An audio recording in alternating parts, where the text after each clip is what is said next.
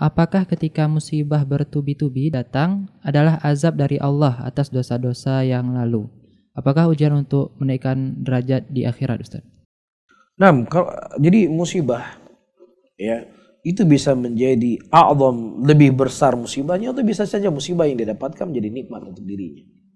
Musibah bisa menjadi nikmah, musibah bisa menjadi nikmat. Tergantung bagaimana cara efek dia setelah dia mendapatkan musibah.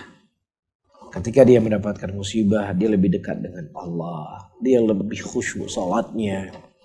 Dia lebih mudah menangis, memikirkan dosanya. Dia lebih nampak untuk bertobat kepada Allah. Maka musibah tadi adalah nikmat untuk dirinya. Tapi kalau seandainya seseorang mendapatkan musibah, semakin kencang dia mendapatkan musibah, semakin musibah bertubi-tubi dia dapatkan, maka di situ dia semakin jauh dari Allah Subhanahu wa taala. Maka musibah di atas musibah yang telah dia dapatkan. Bisa difahami ya? Maka seorang beriman, maka dia harus menyadari kondisi dan keadaan mereka.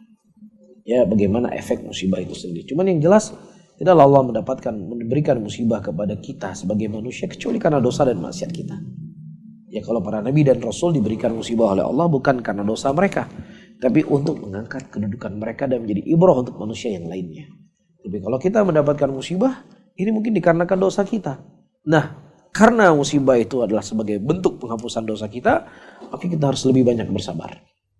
Ya, agar itu menjadi sebab pengikisan dari dosa-dosa yang telah kita lakukan. Nah, Allah a'lam bishawab. STA TV Media Syiar Islam.